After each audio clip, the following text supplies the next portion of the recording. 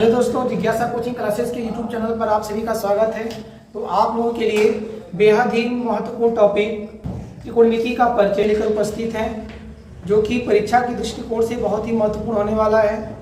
तो आइए, ग्रीक भाषा के शब्द ट्रिग्नोमेट्री से हुई है त्रिकोणमिति की उत्पत्ति, जिसको यदि तोड़ेंगे तो यहाँ पर ट्री का आशय होता है। आपका जो यहाँ पर ट्री है, इसका आशय होता है 3, और यहाँ पर गोन का मतलब होता है भुजा, और यहाँ पर मेट्रोन का मतलब होता है मापन से। अर्थात त्रिकोणमिति में हम लोग 3 भुजाओं के बारे में, उनके मापन से संबंधित प्रश्नों को हल करेंगे। तो देखेंगे कि यदि इसकी उत्पत्ति की बात करें कि त्रिकोणमिति की उत्पत्ति होती कहाँ है। अगर हिंदी भाषा में आपको समझना होगा तो यहाँ से भी आप लॉजिक निकाल सकते हैं। फिर इसको तोड़ेंगे तो लिख सकते हैं त्रिधन कोण धन मिति। अर्थात अगर हिंदी में इसको हम समझें तो त्रि का आशय हो जाएगा 3, और कोण का आशय हम कोण ही समझेंगे, कोण, और मिति जो है इसका अर्थ हम समझेंगे मापन से। ठीक, अर्थात 3 कोणों के मापन से संबंध किसका है? त्रिकोणमिति का। तो त्रिकोणमिति में 3 भुजाओं की माप और कोणों की माप के बारे में हम लोगों को पढ़ना है। तो सबसे पहले देखेंगे कि हमारे सामने जो त्रिकोणमिति है, इसमें जो हमारा चैप्टर है त्रिकोणमिति का परिचय, इस पूरे चैप्टर में हम लोग पढ़ेंगे समकोण त्रिभुज के बारे में। इसके बारे में समकोण त्रिभुज के बारे में, त्रिभुज के बारे में आप पिछले क्लास में पढ़े होंगे, और हम लोग पढ़ेंगे इसमें समकोण त्रिभुज के बारे में। समकोण त्रिभुज में क्या आपका ABC, यहाँ पर आपका 90 डिग्री। ठीक, अब समकोण त्रिभुज में होता क्या है कि जो भुजाएं एक दूसरे के क्या है, यहाँ पर AB परपेंडिकुलर है BC के, ठीक, या फिर कह सकते हैं BC परपेंडिकुलर है AB के। ये दोनों आपस में बदल सकती हैं। अगर इसको हम आधार मानते हैं कि ये हमारा आधार है, इसे हम क्या कहेंगे? लंब। ये हमारा हो जाएगा लंब। और यदि इसको आधार बोलेंगे, ये हमारा हो जाएगा लंब, और इसे बोलते हैं कोण। ये हमारा है कोण। ठीक, तो समकोण त्रिभुज में लंब, आधार और कोण, सबसे बड़ी जो भुजा है, जो भुजा इसके लंब के सामने वाली भुजा को हम लोग क्या बोलते हैं? कोण बोलते हैं। अर्थात समकोण त्रिभुज में जो सबसे बड़ी भुजा होती है उसे क्या बोलते हैं?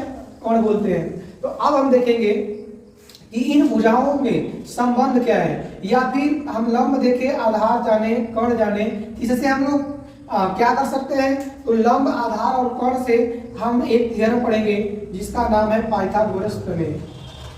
पाइथागोरस प्रमेय। पाइथागोरस प्रमेय क्या कहता है?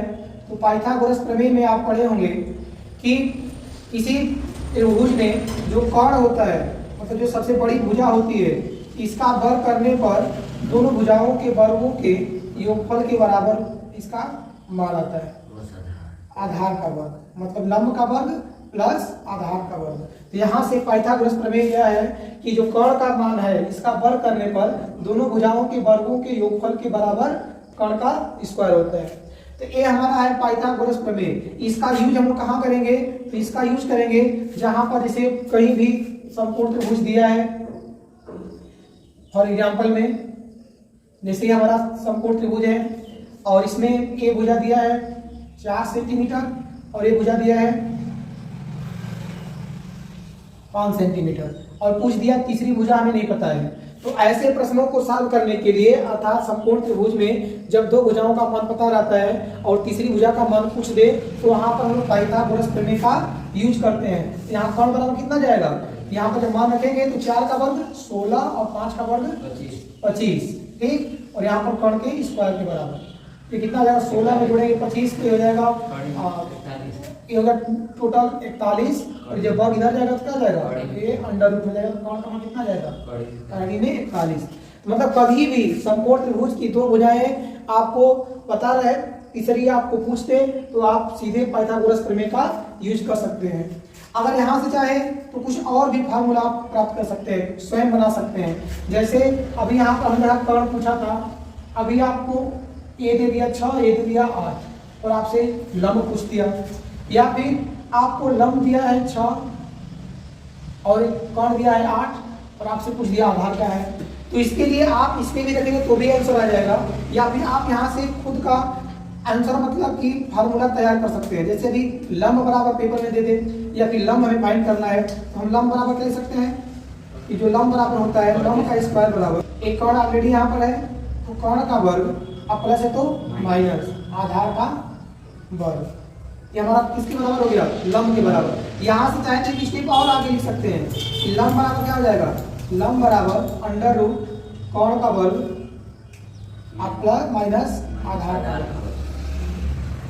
का वर्ग। ऐसे ही अगर आपसे कोई आधार बराबर पूछे कि आधार बराबर क्या होता है, तो आधार बराबर आप लिखेंगे कि आधार का स्क्वायर बराबर होता है कर्ण का स्क्वायर और माइनस लंब का स्क्वायर, लंब का स्क्वायर। इसलिए आधार बराबर आपका फार्मूला हो जाएगा अंडर रूट कर्ण का वर्ग और माइनस लंब का वर्ग। ठीक, ये है आपका पाइथागोरस प्रमेय। इसको आपको याद करना पड़ेगा, और इस चैप्टर में पाइथागोरस प्रमेय का यूज भी हम लोग करेंगे कि कहां पर पाइथागोरस प्रमेय आएगा। इसको आप याद कर सकते हैं। ये था आपका पाइथागोरस प्रमेय, मतलब इसका यूज कहां करेंगे, जहां पर आपकी दो भुजाएं पता है, तीसरी भुजा अज्ञात है, वहां पर पाइथागोरस प्रमेय का यूज करते हैं। और हमारे इस चैप्टर में एक तो था भुजाओं की, मतलब कि जब भी दो भुजा पता है तीसरी पता करना है, तो उसके लिए हम लोग पाइथागोरस प्रमेय का यूज करेंगे। लेकिन इसके बीच मतलब कि कोणों का क्या अनुपात होता है, उसके लिए हम लोग पढ़ेंगे सीधा सा सिंपल सा ट्रिक है, लाल बटे कक्का, लाल बटे कक्का। ठीक, यहाँ पर जो यल का आशा है, यल फॉर हमको समझना है लंब, और के से समझना है कर्ण, और ए से समझना है आधार। ठीक, और त्रिकोणमिति जो हमारे फलन है उसके नाम हम थोड़ा लिख देते हैं क्रम से। सबसे पहले होता है साइन थीटा, इसके बाद होता है कॉस थीटा, इसके बाद टेन थीटा। ठीक, और देखिए इसके बाद क्या आता है कॉट, कॉट थीटा, इसके बाद सेक थीटा, और लास्ट में आता है आपका कोसेक थीटा, कोसेक थीटा।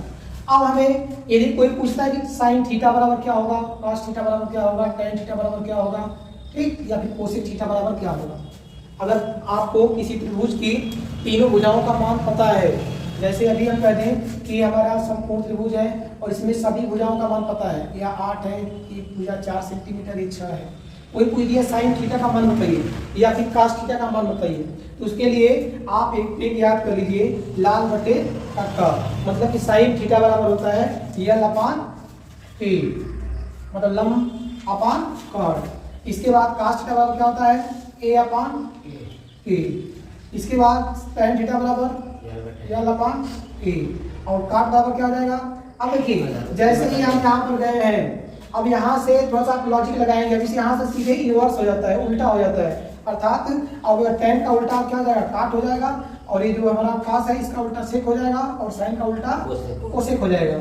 यहाँ से हम कहेंगे कि जो ए क्या हो जाएगा ए अपान यल, ए अपान यल, और ये हो जाएगा के अपान ए, और ये हो गया के अपान यल, अर्थात साइन थीटा बराबर हो जाएगा लंब बटा कर्ण, कॉस थीटा बराबर होगा आधार बटा कर्ण, और टेन थीटा बराबर होगा लंब बटा आधार, और कॉट थीटा बराबर होगा आधार बटा लंब, और सेक थीटा बराबर होगा कर्ण बटा आधार। ठीक, और कोसेक बराबर होगा कर्ण बटा लंब।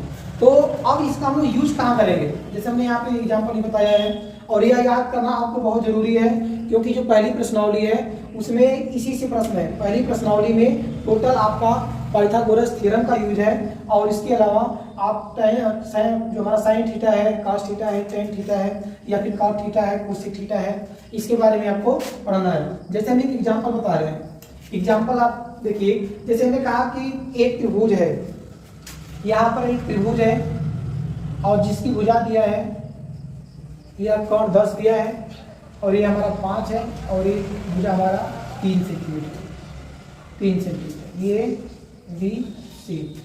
हमसे पूछ दिया कि चलिए साइन थीटा का मान बताइए कि साइन थीटा बराबर क्या होगा, तो हम कहेंगे साइन थीटा बराबर होता है लंब बटा कोण। अब इसमें ढूंढेंगे कि लंब क्या है, तो हमारे सामने दो लंब है, ये भी लंब है, ये भी लंब है, तो आपसे जब भी फिगर से प्रश्न पूछेगा तो थीटा की जगह ये बोल सकता है कि साइन ए का मान बताइए, कि साइन ए का मान क्या होगा।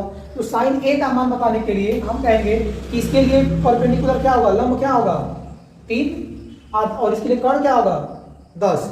क्योंकि एक बात सदैव आप याद रखिएगा कि समकोण त्रिभुज में ये लंब और आधार आपस में बदल सकते हैं। कभी लंब आधार बन जाएगा तो आधार कभी लंब बन जाएगा, लेकिन जो कर्ण है यह कभी बदलता नहीं है। यहां से कहेंगे कि साइन ए का मान पूछा हमसे है, तो साइन ए का मान बताने के लिए हम जानते हैं कि साइन थीटा बराबर होता है लंब बटा कर्ण। अब इसमें ढूंढेंगे कि कौन सा पॉइंट हमारा ए है, तो हम देख रहे हैं यहाँ पर यही ए है। अब ए के लिए लंब क्या होगा 3, परपेंडिकुलर वही होता है जो लंबवत किरण आकर आपतित होती है। ये हमारा परपेंडिकुलर है, ये लंब हमारा 3 हो गया। अब इसके लिए कर्ण क्या है, तो कर्ण तो बदलेगा नहीं, 10 हो गया।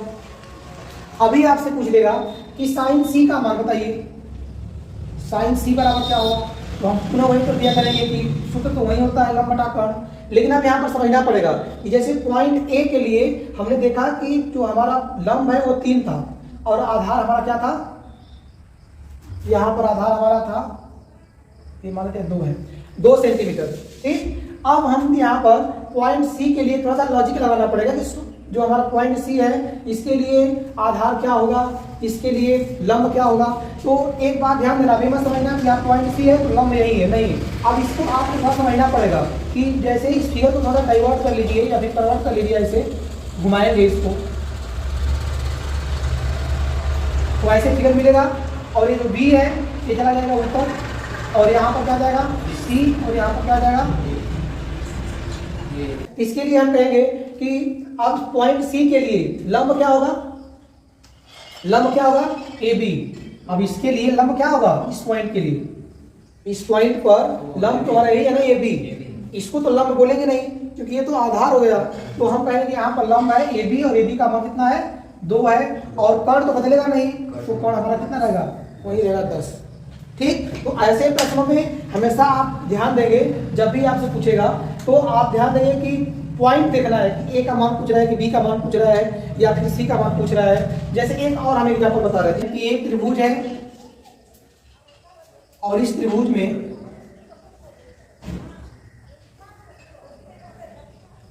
छह सेंटीमीटर या 8 सेंटीमीटर और किसी त्रिभुज आपको नहीं पता है और हमसे पूछा है सवाल में कि आप बताइए, या आपका ए है बी सी, पूछा है कि साइन बी और प्लस कास सी, साइन बी प्लस कास सी का मान कितना होगा।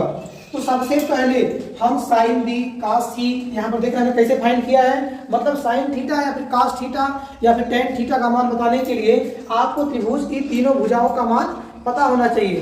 त्रिभुज की तीनों भुजाओं का मान आप कैसे पता करेंगे, हम देख रहे हैं यहाँ पर 2 भुजा पता है, तीसरी भुजा अज्ञात है, तो इसके लिए हम क्या करेंगे, पाइथागोरस प्रमेय का यूज करेंगे। तो पाइथागोरस प्रमेय से भी क्या मिल जाएगा, पाइथागोरस प्रमेय से हमें मिलेगा कर्ण का वर्ग, हमें कर्ण तो पता नहीं है, तो कर्ण का वर्ग बराबर ये कितना आ जाएगा 6 का वर्ग प्लस 8 का वर्ग, अर्थात कर्ण बराबर हम लिख सकते हैं अंडर रूट 36 प्लस 64, अर्थात कड़ी में कितना 100 और ये प्लस माइनस 10।